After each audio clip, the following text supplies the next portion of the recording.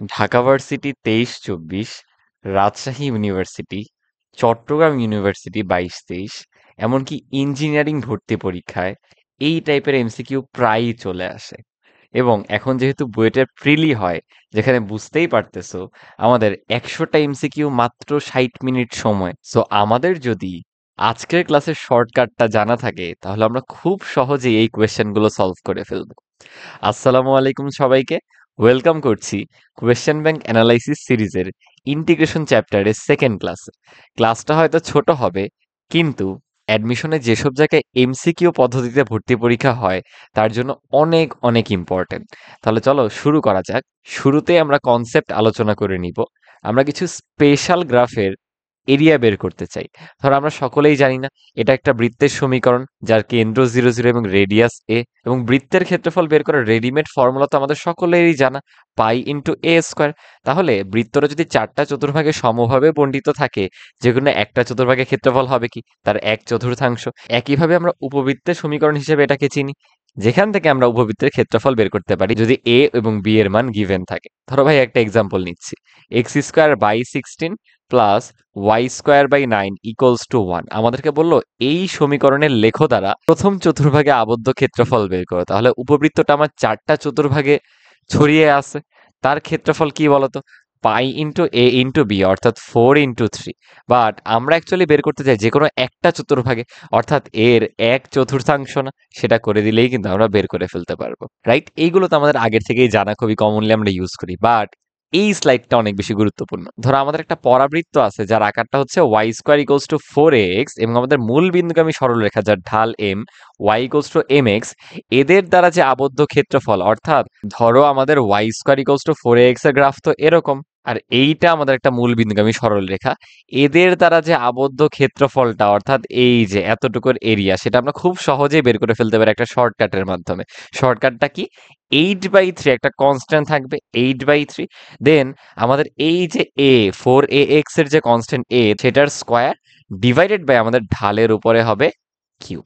আর যদি আমাদের পরাবৃত্তটা y² = 4x না হয়ে হয় x²= 4ay, সেক্ষেত্রে সূত্রটা এটার মতোই, দেখো 8/3 উপরে a স্কোয়ার। জাস্ট আগের সূত্রে m কিউবটা নিচে আসছিল, এখন কিন্তু m কিউবটাও গুণাকারে থাকবে, যেটা আগে ভাগাকারে ছিল। তাহলে মনে রেখে দিব, x²= 4ay, m কিউবটা গুণাকারে থাকে, y²= 4ax এ m কিউবটা কিন্তু ভাগ আকারে থাকে, রাইট? আর আমরা যদি এই দুইটা পরাবৃত্তের যে কোনো একটা পরাবৃত্ত এবং এর উপকেন্দ্রিক লম্ব দ্বারা আবদ্ধ ক্ষেত্রফল বের করতে চাই, উপকেন্দ্রিক লম্ব বলতে কি বোঝায় বলতো? ধরো এই হচ্ছে আমাদের পরাবৃত্ত এবং এই বিন্দুটাকে আমি বলতেছি উপকেন্দ্র। উপকেন্দ্র দিয়ে আমরা উপকেন্দ্রিক লম্ব আঁকতে পারি। তাহলে এই যে এতটুকু অঞ্চলের যে এরিয়া, সেটা আমরা একটা শর্টকাট দিয়ে বের করে ফেলতে পারি। কি বলতো? আবার সেই 8/3 ইন্টু দেখো এ স্কোয়ার। তুমি সহজে মনে রাখতে পারো, আরে এখানে তো কোনো সরল রেখা নাই, তাই এমটা আর আসেনি, বুঝছো? আর হোয়াট ইফ আমরা দুইটা পরাবৃত্ত দ্বারা আবদ্ধ ক্ষেত্রফল বের করতে চাই? অর্থাৎ ধরো এইটা আমাদের একটা পরাবৃত্ত, y² = 4x, এবং x²= 4by, এইটা আমাদের আরেকটা পরাবৃত্ত। এদের দ্বারা আবদ্ধ ক্ষেত্রফল আমরা বের করতে পারি না বলতো এতটুকু অঞ্চল? এই ক্ষেত্রে এরিয়াটা দাঁড়াবে, দেখো সিম্পলি তোমার এইখান থেকে ধ্রুবক অংশটা নাও 4a, ইন্টু এইখান থেকে ধ্রুবক অংশটা নাও 4b, ডিভাইডেড বাই 3 করে দাও। ওইটাকে দেখো ভাইয়া একবারে লিখছি 16ab/3। তাহলে ভাইয়া শর্টকাটটাও দেখালাম, ইভেন কিভাবে তুমি শর্টকাটটা মনে রাখবা সেখানেও কিন্তু গাইড করে দিছে। এখন চলো কিছু ডিরেক্ট কোয়েশ্চেন সলভ করে ফেলি। দেখো আমাদের বলা হয়েছে এত উপবৃত্ত দ্বারা আবদ্ধ ক্ষেত্রের ক্ষেত্রফল কত বর্গ একক? বলতো এটা কি আমাদের ইন্টিগ্রেশন দিয়ে করার কোনো দরকার আছে? না। আমরা যদি উভয় পক্ষে 225 দ্বারা ভাগ করে দিই, কারণ আমাদের উপবৃত্তের আদর্শ সমীকরণে ডান পক্ষে 1 থাকে, তাহলে দাঁড়াচ্ছে x² / 25 plus y² / 9 equals to কিন্তু 1। তাহলে এখানে দেখো a এর ভ্যালু হচ্ছে 5 আর b এর ভ্যালু কিন্তু 3। তাহলে আমাদের কাঙ্ক্ষিত এরিয়া কত চলে আসবে বলতো? Pi into a into b, অর্থাৎ 15 ইন্টু পাই না। তাহলে এখানে এ নাম্বার অপশনটাই কিন্তু আমাদের কাঙ্ক্ষিত আনসার। দেখো রাজশাহী ভার্সিটিতে ভাইয়ার সেশনে আসছিল এইচএসসি 22 ব্যাচের ভর্তি পরীক্ষায়।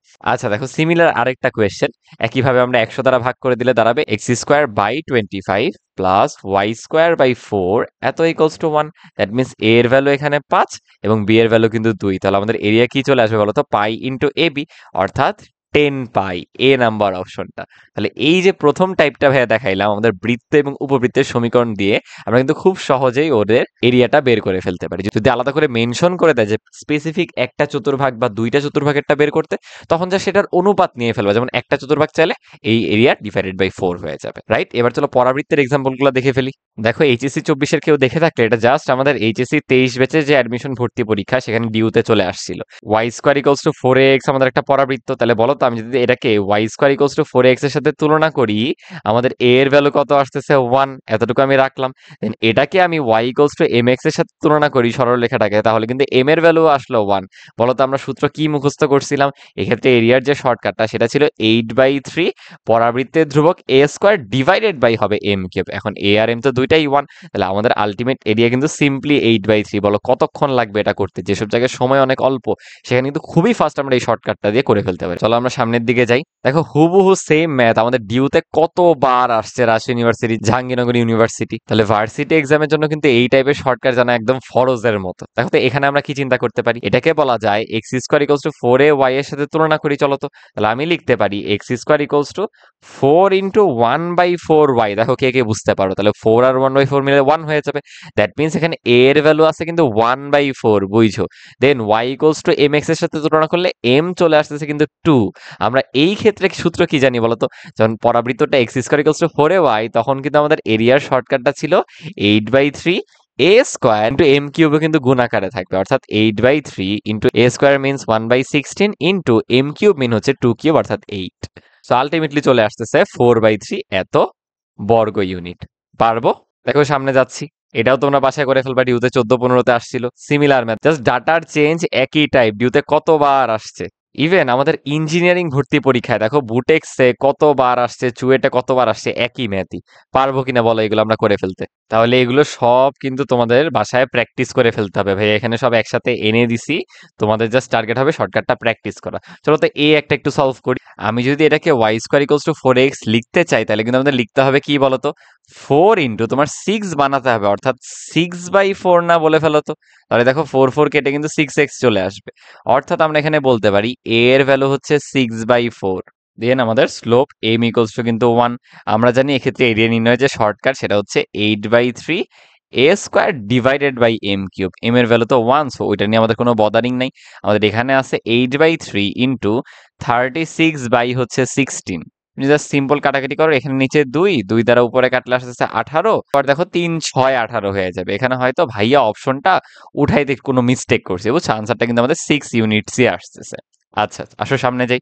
এটা দেখো পরের টাইপটা, যে একটা পরাবৃত্ত যেটা Y square equals two 4x এই ফরম্যাটের দেওয়া, সেটা এবং তার উপকেন্দ্রিক লম্ব দ্বারা বেষ্টিত ক্ষেত্রের ক্ষেত্রফল। বলতো এটার শর্টকাট আমরা শিখে আসলাম না, 8/3 a স্কোয়ার। আমরা মনে রাখবো এক্ষেত্রে যেহেতু সরলরেখা নাই তাই এমটা আসে নাই। তাহলে বলতো এখানে আমাদের a এর ভ্যালু কি? আমরা এইভাবে চিন্তা করতে পারি Y square equals to 4 into half into X, তাহলে তো টোয়াইস এক্স আসবে। অর্থাৎ a এর ভ্যালু কিন্তু এখানে হাফ আছে। অর্থাৎ আমি বলতে পারি 1/3 ইন্টু হাফ এর স্কোয়ার মানে কি 1/4 না? আলটিমেটলি আমাদের এরিয়াটা চলে আসতেছে 2/3 স্কোয়ার ইউনিটস কিন্তু। তাহলে এইটা তোমাদের বাসার SW থাকবে, সেই ভার্সিটিতেও কিন্তু আসছে। দেখো আমাদেরকে দুইটা পরাবৃত্ত দিয়ে এদের দ্বারা আবদ্ধ ক্ষেত্রফল বের করতে বলছে। আমরা শিখছি না যে দুটোর সামনেই যে সহগটা এক ঘাতের সাথে 4a এবং এই 4a দুইটা পরস্পর গুণ হবে, অর্থাৎ 4a into 4a divided by 3, এই ছিল আমাদের শর্টকাটটা। That means 16a square by 3। এখানে কিন্তু শর্টকাট যে ফর্মুলাটা সেটাই দিয়ে দিচ্ছে রাজশাহী ইউনিভার্সিটিতে। আচ্ছা এটা আমাদের আইইউটি এবং বুটেক্স ইঞ্জিনিয়ারিং এ আসছে। আমরা কি বলতে পারি দেখো, এইখান থেকে তোমার সাথে যে সহগ সেটা কিন্তু অ্যাকচুয়ালি 1, এখান থেকেও সাথে যে সহগ সেটা কিন্তু 1। আমাদের ফর্মুলা কি বলতো? এই 1 ইন্টু 1 ডিভাইডেড বাই কত 3 না? তাহলে আনসার কিন্তু চলে আসবে বি নাম্বার অপশন। বলো পারবো কিনা? তাহলে এই ছিল হচ্ছে আমাদের আজকের ক্লাস। একদম শর্ট অ্যান্ড কম্প্যাক্ট একটা ক্লাস বলতে পারো, বাট বিশ্বাস করো এটা যে আমাদের ভার্সিটি এক্সাম, ইভেন এখন যেহেতু বুয়েটে প্রিলি আছে এবং প্রিলিতে তোমার 60 মিনিটসে প্রায় 100টা এমসিকিউ সলভ করতে হয়, সেখানে কিন্তু এই টাইপের কোয়েশ্চেন আসবেই আসবে। তো আশা করি তোমরা আজকের টপিকটা ধরতে পারছো। এই শর্টকাটগুলো ভালো মতো দেখে প্র্যাকটিস করতে হবে কিন্তু নিজে বাসায়, তাহলেই দেখবা আমরা আমাদের মেইন এক্সামে কোনো ভুল না করে অ্যাকুরেটলি আনসার করে আসতে পারতেছি, রাইট? তাহলে আজকের ক্লাস এ পর্যন্তই। আল্লাহ হাফেজ সবাইকে। আসসালামু আলাইকুম।